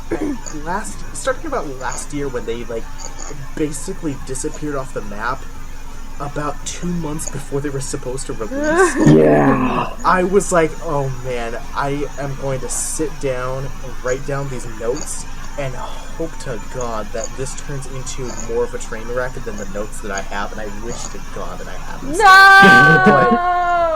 No! It's just like... It came out, when it came out, and everything that just started happening, the bricks, it bricks Wii's. It bricks Wii U's.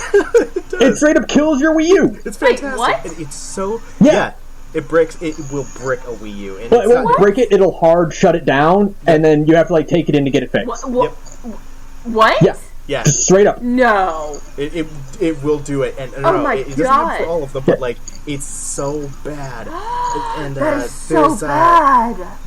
It isn't even like a universal release either. They were supposed to, they even promised, and then the day came out and they were just like, yeah, we can't release the 3DS or the Xbox 360 versions.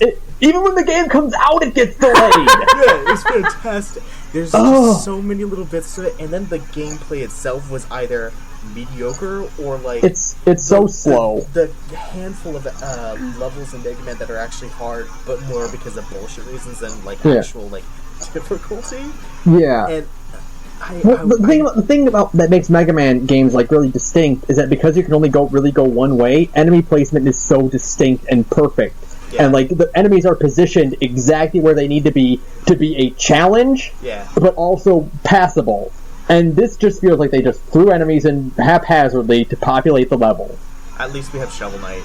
Yeah, if you want to play Mega Man, go play Shovel Knight. The day Mighty No. 9 came out is the day they also released the screenshots and animated GIFs for Spectre Knight. And holy shit, Spectre Knight looks really good. Good, I'm glad. Yeah.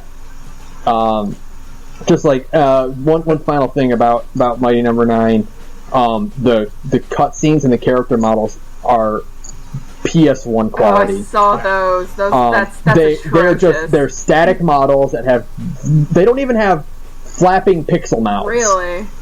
They like not even their the mouths don't even move. The textures don't even move or anything like that.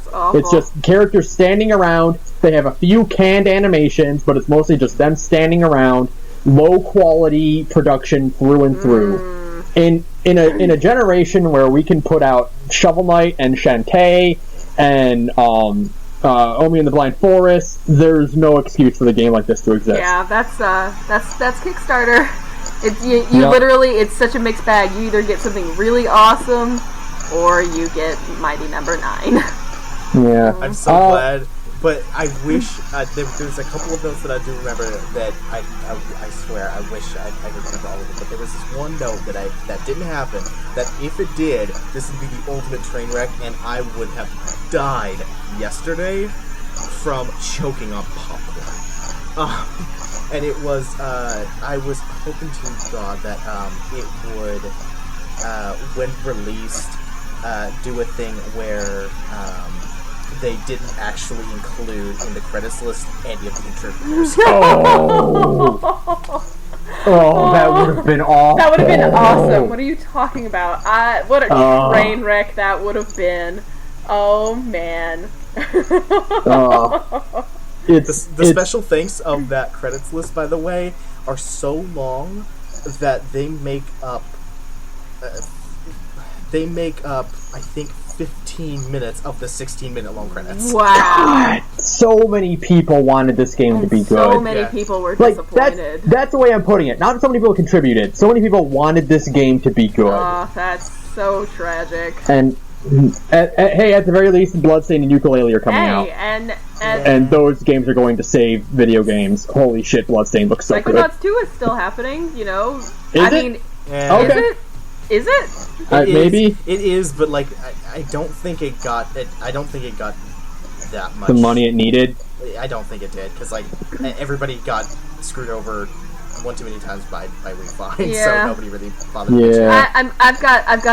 I've got a good feeling about this one, guys. I got a good feeling, yeah. mostly because I love. Fingers crossed, mostly because I really love Psychonauts. Still, I know it's been years. No, I do too. I know it's been years, and people jumped on the inexplicable Tim Schafer hate bandwagon, which whatever. But I mean, I like Psychonauts still. It's still a good game. Fingers crossed, man. Crossed, you know, man. like it doesn't. I don't feel good being mean to Mighty Number 9 because I put money down because I wanted this game to be good. So like, I really hope Psychonauts 2 is good. I need it to be good. Honestly, I need it to be good. Feel good about my childhood self. So, speaking of feeling good about your childhood, though, we have two final things, but mostly one final thing. Zelda!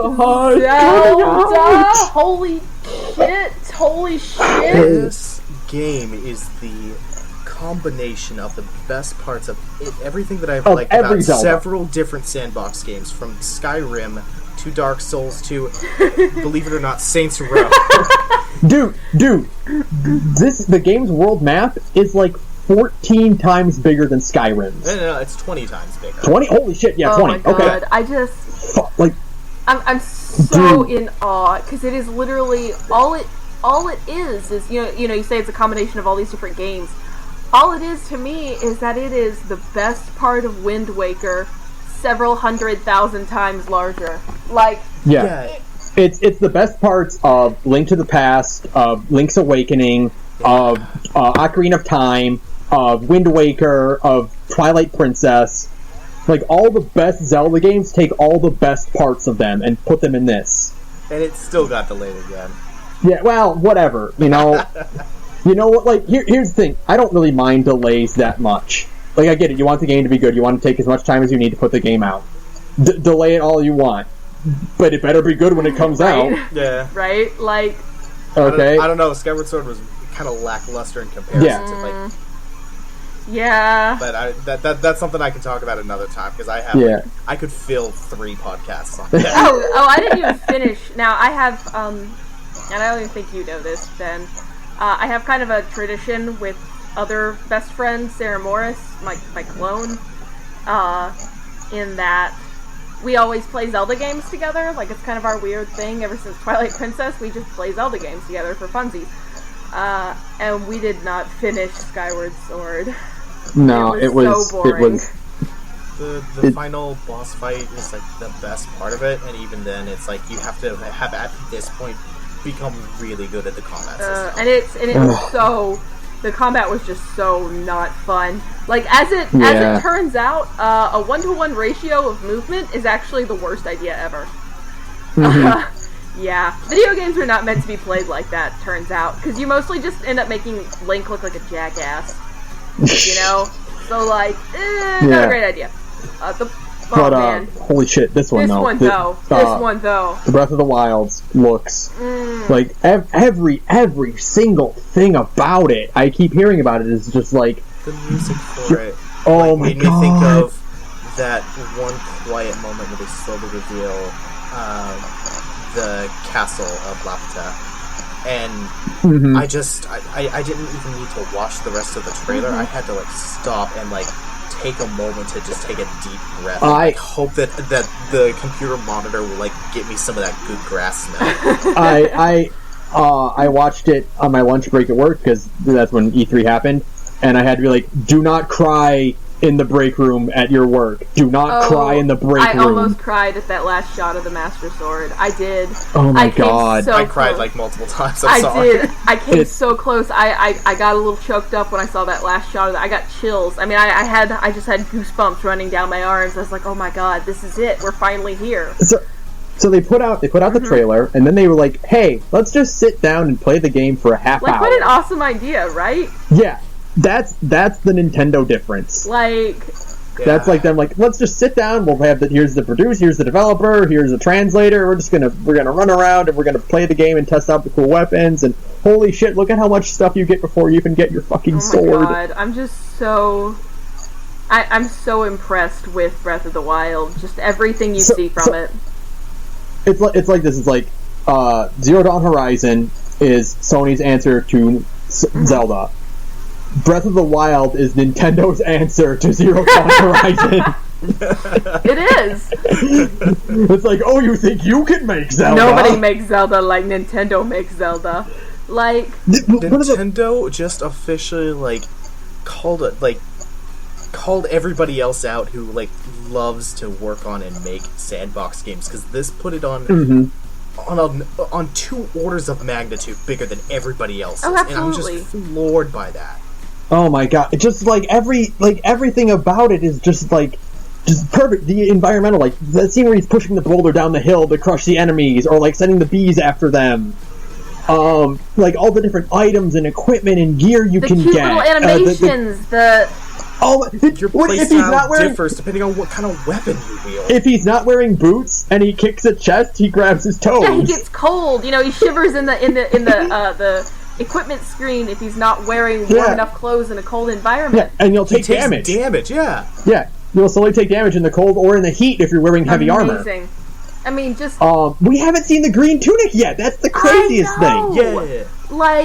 To me, that's probably the wildest part of all of this, is we only saw the Master Sword at the very end, and we never saw the green tunic, we never saw the hat. It's like... We never saw Zelda, we never saw Ganondorf, but Ganondorf's in it. Who is the coolest thing ever? The Calamity? Oh man, I'm so glad.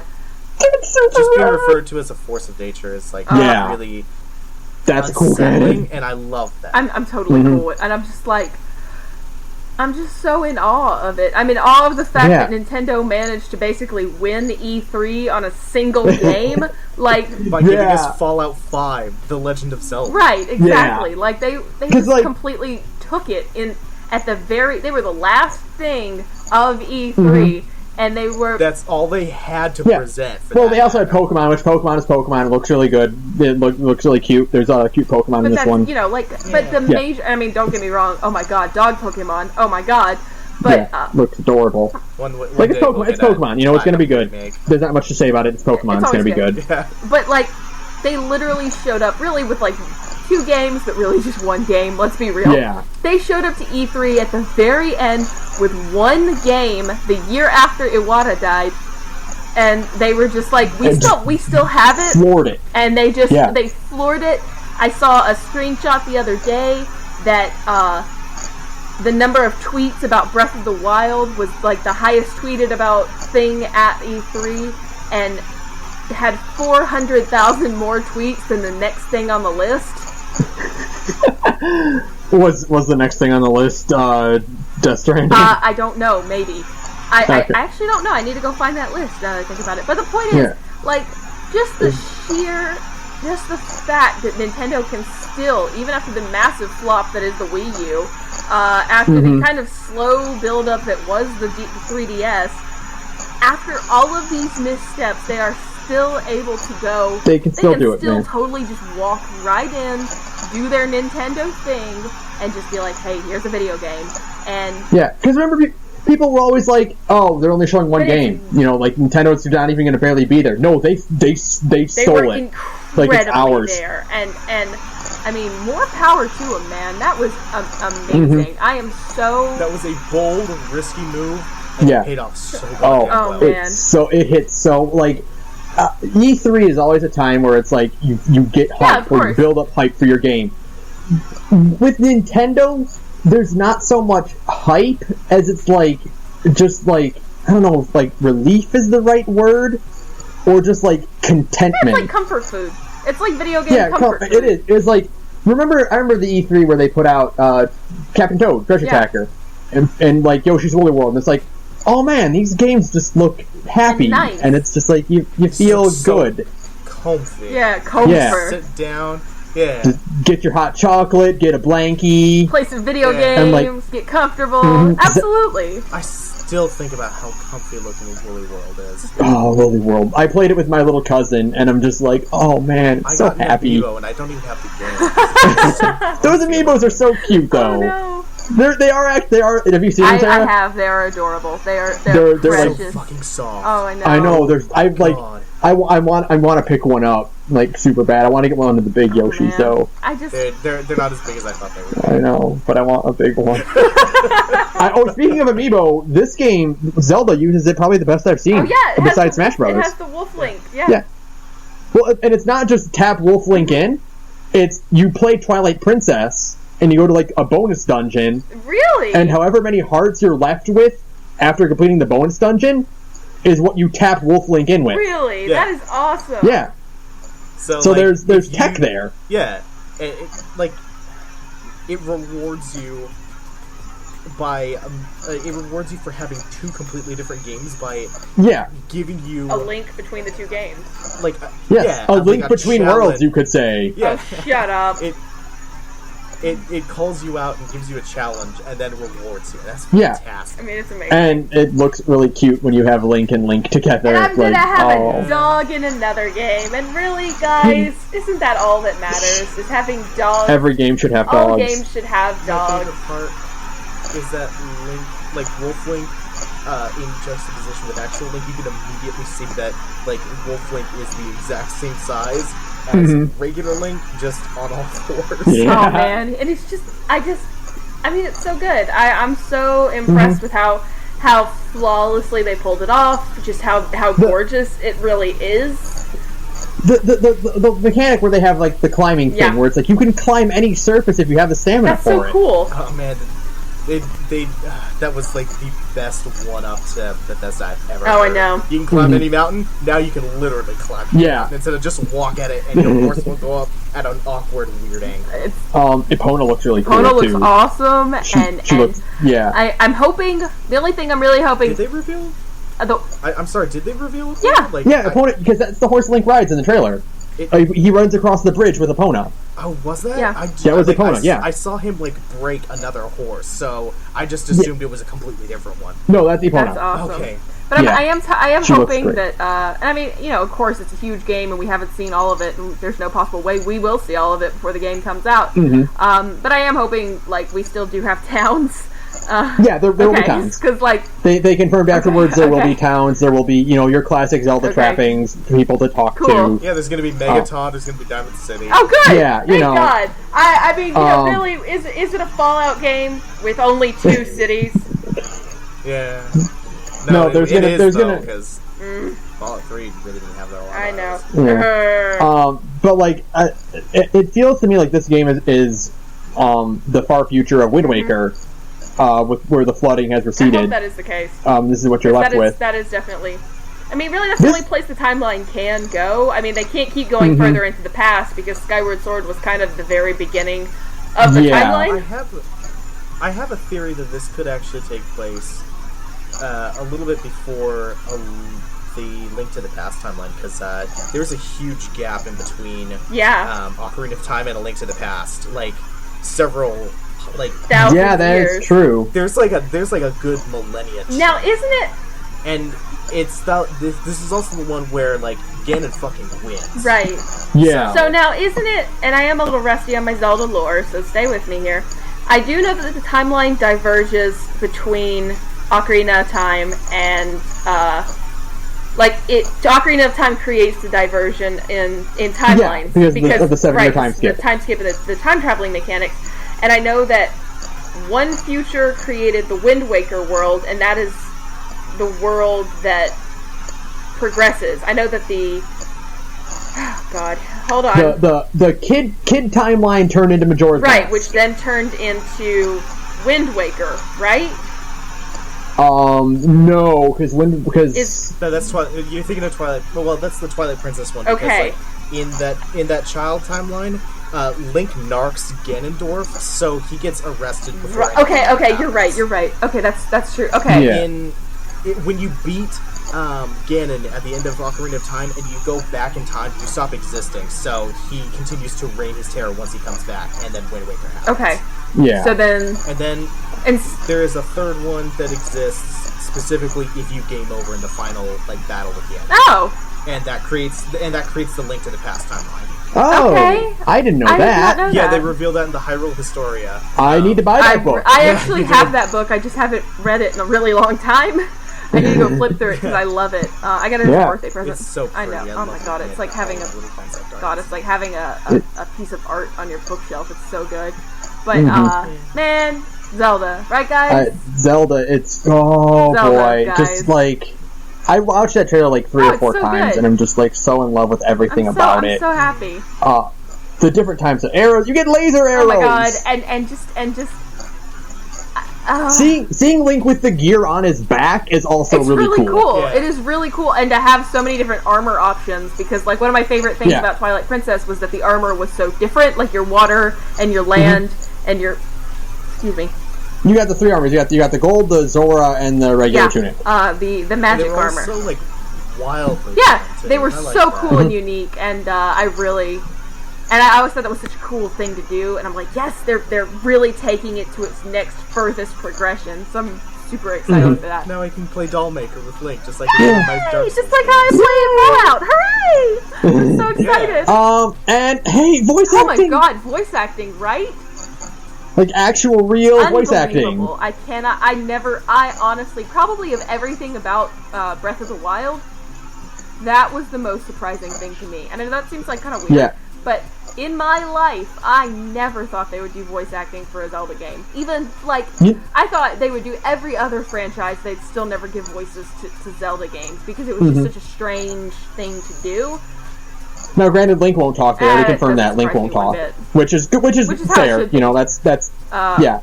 I'm also really surprised at how natural jumping would feel like looks in this game. What a revelation, right? Yeah, and it's like it like you think like, oh, that would be kind of weird, but no, it looks so natural and it looks perfectly fitting with the rest of the game. Ready. I haven't jumped since Link's Awakening. I forgot what that felt like. Yeah, the Rock's feather to jump in Link's Awakening. Yeah. Oh man, I'm so ready. So that's about it. Do you guys have any other follow-ups or anything you wanted to cover? I really cannot wait for Dishonored 2. Dishonored 2, Death Strand. For Dishonored 2 for me, it's Death Stranding, Dishonored 2, Zelda, and Spider-Man are my big takeaways from this one. I think my big takeaway was Dishonored 2, Death Stranding, just for the spectacle of it.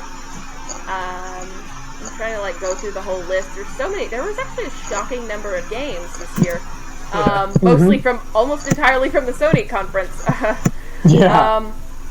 Zero Dawn Horizon is pretty high up on my list because it looks really, really cool. It's another Zelda game. I'll take 2 Zelda games, absolutely.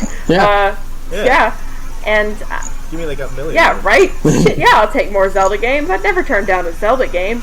I'm trying to think what else. Can I count Persona 5? Because I'm still excited about Persona 5, even if it never comes out. Even if it never comes out, I'm excited for Persona 5. And yeah, there's a bunch of other things, but those are my high points was Dishonored 2, Zero Dawn Horizon, Death Stranding because it's Death Stranding, and Zelda. Yeah. I can't believe I called Quake, and I can't believe you called Quake either. Actually, I can't believe I called Quake, and I can't believe that Breath of the Wild was 2 days long, and it still stole everybody's attention. Oh, I know. I think we can all agree that Breath of the Wild is the highest takeaway from this conference. Absolutely. If Death Stranding had included a hint of gameplay, it would have taken it. But the amount of work they put in to show off Breath of the Wild just takes it. Nintendo got the gold trophy again. Good for them. It's what, their 14th year? Probably their 14th year in a row. Last year was the only time it didn't happen because Final Fantasy VII happened. It broke their streak, but it didn't break their stride. Nope, never broke their spirit. But Clouds and Smash, so it counts. Count, so yeah, that's... You're right! Nintendo wins! because and fingers crossed. You know what, actually, one final thought. I'm surprised, 7 wasn't there. 7 was not there. That actually is probably the most... I don't know. Actually, I won't say it's the most surprising thing, because I for all of my excitement about Final Fantasy VII Remake, in my heart of hearts, I know it'll never happen. We've been waiting how long for Kingdom Hearts 3, Doc? Gus will get off a second boat again. 12 years for Kingdom Hearts 3. Yeah, because the GIF of Sirius Black is relevant again. So see, if it takes 12 years for us to get Kingdom Hearts 3, we're never getting Final Fantasy VII Remake. I'm going to enjoy all the screenshots that come out, but realistically, it's never happening. No, there's no time for 7. We need to show off more 15 trailers. Oh my god, I'm trailers. so sick of Final Fantasy 15. Can we talk about that for 2 seconds before we end it? Oh, absolutely. Because I am massive. Now, don't get me wrong, Final Fantasy 15 has probably some of the coolest environments I've ever seen in a video game ever.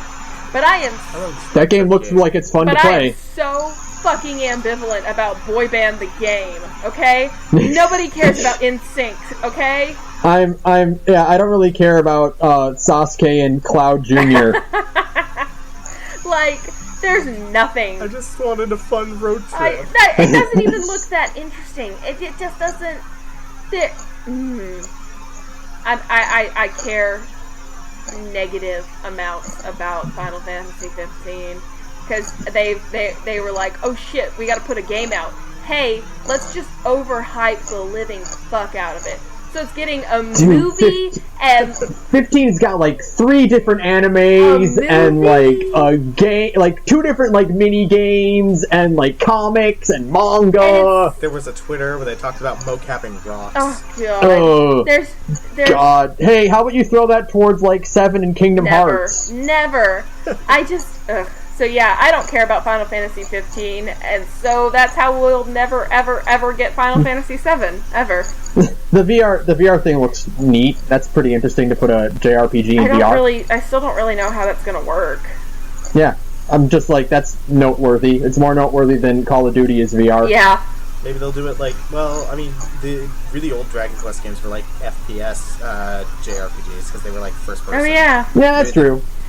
Yeah. And Earthbound had that kind of perspective too, but like, yeah Dragon Quest kind of does it better. But yeah, we'll see. You know, it's coming out this year, and it'll happen. And then maybe once it's out, we can move on. It's like a traffic jam where you have to get past all the construction of 15, so they can just like coast along to release Kingdom Hearts 3 and Final Fantasy 7 in 20 more years. I'll be an old woman when I finally play Final Fantasy VII Remake. But hey, your grandkids will have grandkids. Yeah, but hey. No, all I think of, and this applies to like everything Sony's put out, and it also applies to The Last Guardian, is that one YouTube comment on the trailer to 15. Oh no. That's just like, I bought a PS3 for this game. Oh no. That's so sad. That's so sad. It also applies to P5. Oh my god. Misery for the rest of my life. It's just so tragic. It's just so tragic, you guys. Just that defeated, I bought a PS3 for this game. It never happened. Oh man. You know what did happen 3 times? Final Fantasy 13. God help. Yeah. No one asked for that. Except for Toriyama himself. No, but my waifu. I need to have my waifu, and she needs to go to the real world so that I can date her. And now we see her at malls in Louis Vuitton. God, video games are embarrassing. That's it. Video games were a mistake. I love E3. I love E3, but video games were a mistake. Video games were a horrible mistake on my part. It's true. So do we have anything else we're talking about? Wow, we've been going for 2 hours. Anything else? No, I think that about covers everything that I cared about. There's probably a bunch of stuff that people are like, no, why did you talk about blank? It'll be because I didn't care about it. I don't care about it, really. So... Yeah, so... Absolutely. So we all agree that Breath of the Wild is best in show? Yep. Breath of the Wild takes it. I think that's unanimous across, like, everybody who watched it. Yeah, Breath of the Wild took it again. Good for them. Good for them, Nintendo. Yep. You keep doing you. Never stop. Yeah. Keep doing you. And keep making just money hand over fist, you magical bastards. They will never die. Yeah. What is dead may never die. Rises again, harder and stronger. As long as they hold 51% of Pokemon, they'll never have to worry about running out of money. Alright. Okay, so thanks to Broke for Free for use of our background music. Link to their work in the description. Othar, thanks for talking to us about video games. Yeah, Othar, thank you for joining us. It was fun having a third person here. And I always miss complaining about video games with you guys. Aww, Let's be we real. love you. Yeah. We will probably might bring you back sometime for special events Yeah, like this. absolutely. Yeah. Whenever. Just bring me back for the Mass Effect one, whenever that happens. Oh, yeah, absolutely. when we do the Mass I Effect would one, never we'll bring leave you you back out for of the that. Mass Oh, Effect good. one, Oh, dear. yeah. Don't you worry. So, is that? Are we closing it up for the night? That'll do it for us, yeah. So, fuck Diva. Dima. Yeah, fuck him all. Bye, night. everyone.